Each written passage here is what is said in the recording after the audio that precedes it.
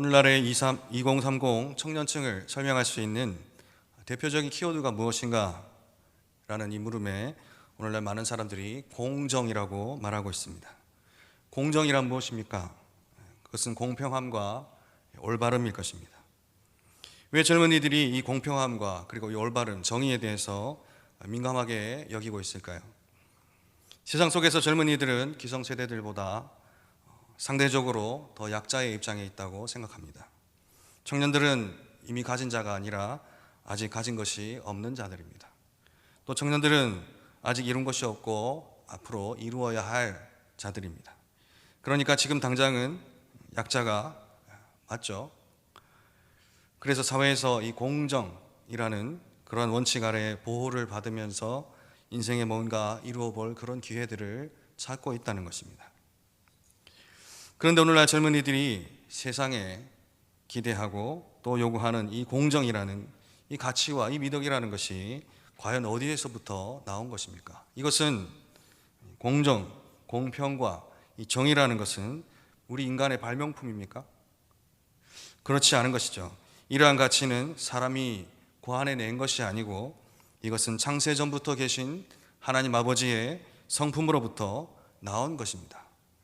하나님이 공평하신 분이시고 하나님이 정의로우신 하나님이신 것입니다. 그분의 성품으로부터 우리는 모든 선한 것을 알게 되었습니다. 만약에 어떤 사람이 사람을 보며 또 세상을 볼 때에 참 불의하고 또 불공평한 이러한 세상과 또 사람들에 실망한다면 그것은 그 영혼이 하나님을 찾는 마음이 있다는 뜻입니다. 그러한 증거입니다. 자기가 알든지 모르든지 그 심령이 공평하고 또 정의로우신 하나님을 찾고 있다는 것입니다. 젊은이들만이 아니라 저와 여러분 모두 세상 속에서 낙심하지 않고 하나님께로 나아가는 은혜가 있기를 바랍니다. 오늘 시편 7편은 다윗의 시입니다. 다윗의 시인데요, 생각해보면 이 다윗처럼 그 젊은 시절에 억울함을 당하고 소위 말하는 그 갑질을 당하고 또 생존의 위협까지 당하면서 쫓겨다녔던 아주 험악한 그 청년의 시절을 보낸 인물이 사실 잘 없다는 것입니다. 선지자 사무엘이 이새의 집에 찾아와서 그 막내 아들 다윗에게 왕의 기름 부음을 부었는데 그때 나이가 대략 15세에서 20세 사이였던 것으로 추정하고 있습니다. 그러니까 다윗이 유다에서 왕의 기름 부음을 다시 받은 것이 30세거든요. 그러니까 최소한 10년에서 15년 가까이 그는 끝없이 물론 블레셋의 골리앗을 이기고 전쟁의 영웅이 되는 그런 일들도 있었죠. 그렇지만 그 이후로 참 끝없이 사울에게 미움을 받고 또 고난을 당하고 생명의 위협을 받으면서 그는 도망자와 또 방랑자의 삶을 살아야 했다는 것입니다.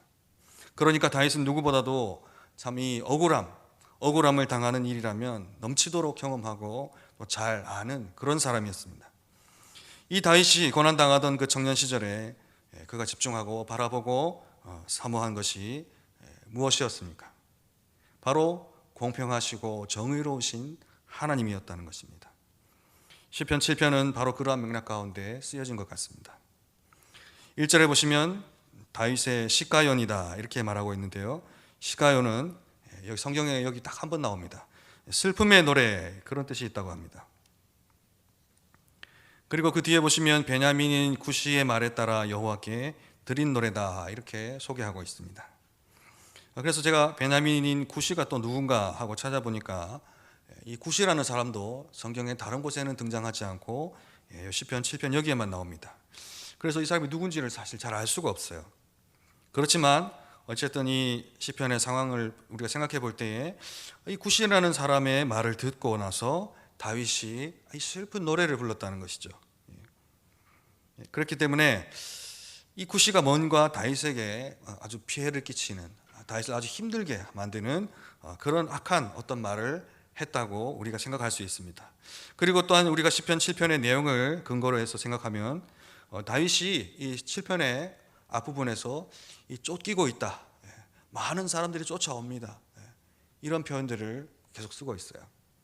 그래서 이러한 사실을 근거로 아마도 이 베냐민 사람 구시가 다윗이 그 청년 시절에 도망 다닐 때에, 사울을 피해서 도망 다닐 때에 뭔가 사울에게 다윗이 여기 있습니다라고 이렇게 아주 신고를 해서, 고발을 해서 다윗의 위치를 알려서 아주 다윗이 큰 어려움을, 곤경을 당하게 만든 그런 어떤 악한 인물이 아니겠는가, 이렇게 생각할 수 있는 것이죠.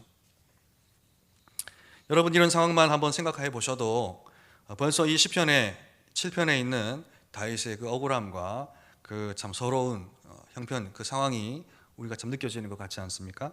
아무 죄도 없이 참 그저 왕의 그 질투를 사서 쫓겨 다니는 것도 정말 억울한데, 어디서 생전 참 알지 못하는 베냐민인 사람 굿이라는 이 사람의 그 신고를 또 받아가지고, 신고를 해서 또 참 죄인 취급을 받으면서 왕에게 쫓겨다닌다는 이유로 이제 백성들에게까지 무슨 죄인 취급 받으면서 신고를 당해서 도망다니는 이 신세가 참 처량하더라는 것입니다. 1절에 보시면 여호와 내 하나님이여 내가 주께 피하오니 나를 쫓아오는 모든 자들에게서 나를 구원하여 내소서, 이렇게 말하고 있습니다. 예상하지 못한 이 구시의 이 고발로 다윗이 매우 지금 다급해진 상황인 것입니다. 빨리 몸을 피신해야 하는 것입니다. 급하게 근데 피할 곳이 마땅치가 지금 않습니다. 어떻게 해야 됩니까? 너무나도 다급한 상황 속에서 그의 입에서 기도가 터져 나오는 것입니다. 하나님, 내가 주께 피하오니, 그는 지금 주님께 피하겠다고 말합니다. 여러분, 다윗이 생각할 때에 정말 내가 저기로 가면 안전하겠다, 저기에 숨으면 딱이겠다, 이렇게 생각하면 얼른 거기 뛰어 들어갈 겁니다. 그래서 하나님 감사합니다, 이렇게 저를 피하게 해주셔서 감사합니다, 이렇게 찬양하고 감사했을 겁니다. 근데 지금 형편은 그게 아니라는 거죠. 마땅히 숨을 곳이 없는 겁니다. 도망칠 데가 없는 거예요. 굉장히 절박한 상황이죠. 그러니까 그는 주님, 내가 갈 데가 없고 주님 당신께 피하겠습니다, 당신께서 나를 숨겨주십시오, 살려주십시오라고 그는 기도한다는 것입니다. 또 오늘 말씀을 보시면 1절에 지금 다윗을 쫓아오는 자들은 한두 사람이 아니라는 것을 알 수 있습니다. 아주 많은 사람들이 다윗을, 한 사람을 잡으려고 쳐들어오는 것입니다. 나를 쫓아오는 모든 자들에게서 나를 구원해내소서 그랬습니다. 모든 사람들, 많은 사람들이 지금 자신을, 한 사람을 잡으려고 쳐들어오고 있다는 것입니다.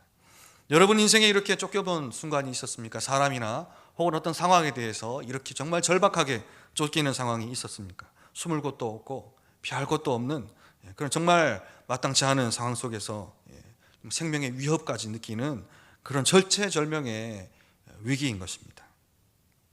그러나 여러분, 바로 그러한 순간이 오늘 다윗처럼 전심으로 기도하고 하나님을 만나기에 가장 좋은 순간이라는 것을 여러분 믿으시기 바랍니다. 마태복음 17장 20절에 진실로 너희에게 이르노니 만일 너희에게 믿음이 겨자씨 한 알만큼만 있어도, 겨자씨 한 알만큼만 있어도 이 산을 명하여 여기서 저기로 옮겨지라 하면 옮겨질 것이요 또 너희가 못할 것이 없으리라. 예수님께서 이렇게 말씀하셨습니다. 겨자씨 한 알만한 믿음이라도 제때에 기도할 수 있으면, 필요할 때 부르짖을 수 있으면, 써먹을 수만 있으면 형통이라는 것입니다. 성공이라는 것입니다. 우리가 기도할 때 하나님이 들으시고 인생의 큰 위기와 깊은 수렁과 웅덩이에서 건져 내시더라는 것입니다. 여러분 생각해 보십시오. 청년 다윗이 바라보는 세상은 결코 공정한, 공평하고 정의로운 그런 세상이 결코 아니었습니다. 사람들이 불의하고 세상은 완전 불공평합니다. 무슨 대단한 정의와 공평의 세상이 없어요. 가장 의롭고 바르게 행동해야 할 왕이 자신을 죽이려고 날마다 쫓아다닙니다. 군인들이 나라를 지키는 것이 아니라 다윗 자신을 죽이겠다고 매일 쫓아다닙니다. 군대들이 출동합니다. 심지어 이제 멀쩡한 시민, 구시 같은 동네 사람들까지 다윗을 보면 신고해서 잡아가게 만듭니다. 얼마나 불의하고 억울하고 불공평한 세상입니까? 그러나 여러분, 다윗이 아무리 억울함을 당하고 미움을 당하고 차별을 당하고 다 당해도 하나님을 그가 부르기만 하면, 하나님을 요청하기만 하면 하나님이 다윗의 인생에 정의와 공평으로 역사하시더라는 것입니다. 정의와 공평이 무엇인지 보여주시는 분이 바로 하나님이셨습니다. 다윗의 모든 억울함을 풀어주시고 다윗이 정말 죄 없이 미움받고 쫓겨다니는 가운데서도 구원과 은혜를 베풀어 주신 분이 바로 하나님인 것입니다. 저와 여러분도 다윗처럼 기도함으로 다윗과 같은 큰 은혜를 경험하시기를 바랍니다. 그런데 3절에서 5절까지 보시면요, 다윗이 하나님 앞에서 자신이 범한 죄가 있는지 없는지를 살피는 모습을 볼 수 있습니다. 3절에 보시면, 여호와 내 하나님이여, 내가 이런 일을 행하였거나 내 손에 죄악이 있거나 화친한 자를 악으로 갚았거나 내 대적에게서 까닭없이 빼앗았거든, 이렇게 말합니다. 이것은 다윗이 혹시 내가 사울 왕에 대해서 내가 범죄한 일이 없는지를 돌아보며 하나님 앞에 자신을 고백하고 있는 것입니다. 다윗은 비록 자기가 사울 왕에게 목숨의 위협을 당하면서 쫓겨다니고 있었지만, 그러나 자기 손에 어떤 폭력이나 피가 없었다는 것을 하나님 앞에 고백하는 것입니다. 우리가 알다시피 다윗은 사울을 죽일 수 있는 여러 기회가 있었음에도 불구하고 결코 해치지 않았습니다. 만약에 사울을 다윗이 악하게 대했다면 뭐라고 말합니까? 5절에 보시면, 원수가 나의 영혼을 쫓아잡아 내 생명을 땅에 짓밟게 하고 내 영광을 먼지 속에 살게 하소서. 원수가 나를 죽여도 좋습니다. 만약에 내가 그렇게 악하게 행했다면 내가 망해도 좋습니다. 그렇게 말하는 것입니다. 그만큼 다윗은 하나님 앞에서 기름 부으신 이 사울을 깨끗하게 그가 대하였다는 것입니다. 만약에 다윗이 사울을 해치거나 해롭게 한 것이 있었다면 다윗은 하나님 앞에 온전히 설 수 없었을 것입니다. 다윗도 죄인이기 때문입니다. 그러면 하나님께서 다윗의 편에서 다윗을 도우실 수가 없는 것입니다. 왜 그렇습니까? 하나님은 의인의 편이시기 때문입니다. 시편 11편 5절에 여호와는 의인을 감찰하시고 악인과 폭력을 좋아하는 자를 마음에 미워하시도다. 악인과 폭력을 좋아하는 자들을 하나님께서 미워하신다고 성경은 말하고 있습니다. 그러므로 여러분, 하나님의 도우심을 구하고자 하면 먼저 우리의 삶이 하나님 앞에서 돌아보아 불의함이 없이 깨끗하며 우리가 하나님 편에 분명하게 서 있어야 할 것입니다. 경건한 삶이 따르는 사람의 그 기도가 힘이 있고 능력이 있습니다. 하나님의 정의를 구하는 사람이 정작 자신이 불의하다면 하나님께서 그 기도를 물리치실 것입니다. 먼저 저 여러분의 삶 가운데 하나님의 성품을 본받고 정의와 공평을 우리가 힘써 실천하는 그런 성도님들 되시기를 바랍니다. 다윗은 자신의 삶 속에서 정의와 공평으로 행하시는 이 하나님을 경험하면서 점점 이제 영적인 그 시야가 넓어지는 것을 경험합니다. 마침내 다윗은요, 온 세상을 다스리시는 정의롭고 공평하신 하나님을 그는 깨닫게 되는 것입니다. 하나님이 그냥 나 한 사람의 인생만, 나의 인생에서만 공평하시고 정의를 행하시는 그런 분이 아닙니다. 7절에 보면요, 민족들을 생각합니다. 민족들과, 그리고 8절에서는 만민에 대해서 이제 하나님께서 동일하게 역사하시는 분이라는 것을 다시 알게 되는 것입니다. 여러분, 우리의 신앙이 성숙하는 과정이 그런 것 같습니다. 우리는 각자 그냥 나 하나, 처음에는 그냥 자기 인생의 한 가지 문제들, 그런 것들을 놓고 하나님을 구하고 찾고 힘쓰지만, 그러나 나를 도우시고 또 나를 구원하신 그 하나님이 알고 보니까 나만이 아닌 것입니다. 모든 사람들, 모든 성도들, 하나님은 우주적인 스케일로 동일하게 역사하고 계신 것을 알게 되는 것입니다. 하나님은 모든 세상 만민들 가운데에서 공평과 정의로 역사하시는 그런 하나님이심을 우리는 볼 수 있습니다. 이것이 하나님의 뜻이고 이것이 하나님의 성품이라는 것을 다윗은 깨닫게 됩니다. 여러분, 여기에서 처음에 사람과 세상을 바라보던 청년 다윗의 시선이 바뀌는 것을 경험합니다. 반전이 일어납니다. 어떤 반전입니까? 내가 살아보니까, 내가 참 사람들과 세상을 바라보니까 맨날 불공평하고 정의가 없고 불의하고 악한 자들만 가득하더라, 이런 피해의식이 아니라 이 불의하고 불공평한 사람들과 또한 이 세상 속에서 그러나 매일같이 싸우시고 진노하시고 역사하시는 의로우신 재판장 하나님이 세상 가운데 계심을 다윗은 알게 된 것입니다. 그러므로 이 험한 세상을 살아가는 나 자신과 모든 이들의 소망이 다른 데 있지 아니하고 사실은 결국 이 공평하고 정의로우신 하나님밖에는 소망이 없다는 것을 알게 됩니다. 11절에 보시면 하나님은 의로우신 재판장이시며 매일 분노하시는 하나님이시로다. 하나님이 무엇 때문에 매일 분노하십니까? 하나님이 무엇을 위해서 그렇게 열정적으로 일하고 계십니까?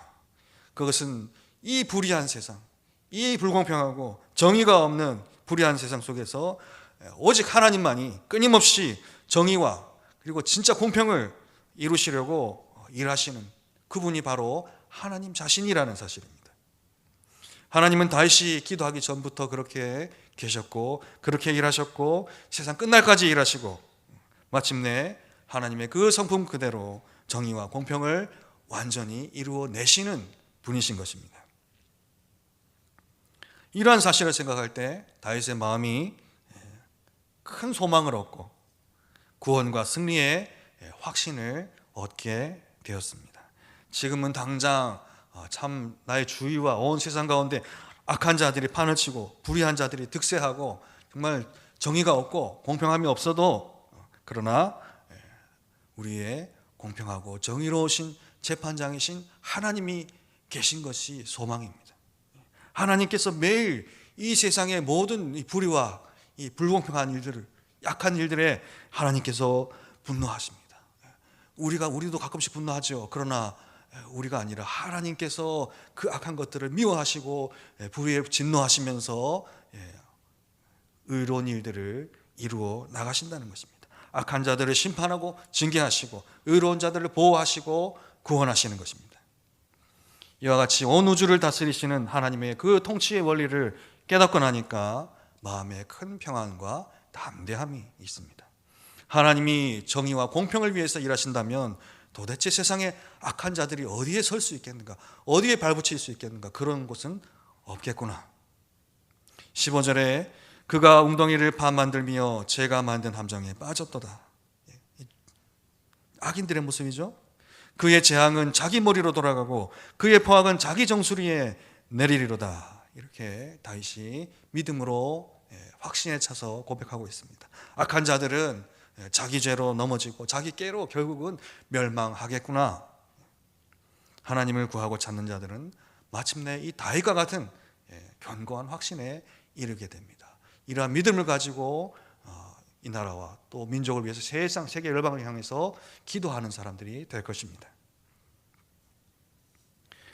말씀을 정리하겠습니다. 다윗은 그 청년의 시절에 참 수많은 시련을 겪으면서 사람들과 세상의 불의함과 또 불공평함을 뼈저리게 경험했던 그런 청년의 시절을 그는 보낸 사람입니다. 그러나 다윗은 자주 그 절박한 상황 속에서 오직 의로우신 하나님의 구원을 간구하고 많은 은혜를 경험하였습니다. 그리고 그 삶 속에서 마침내 다윗은 하나님께서 온 세상을 천하 만민들을 정의와 공평으로 다스리고 계시다는 사실을 그가 깨달았을 때에 더 이상 세상을 바라보며 불만하지 않고 불평하지 않고 낙심하거나 좌절하지 않고 하나님과 함께 또 하나님께 기도하며 이 땅에 정말 정의롭고 공평한 이 세상을 만들어가는 일에 선한 영향력으로 쓰임받는 사람이 다윗은 되었습니다. 그렇습니다. 여러분, 정의와 공평은 때만 되면 정치인들이 외치는 그런 공허한 정치 구호가 아닌 것입니다. 그것은 바로 살아계신 하나님의 성품입니다. 의로우신 재판장이 되신 하나님의 정의와 그 공평하심으로 세상을 다스리시고 마침내 하나님께서 그 뜻을 이루십니다.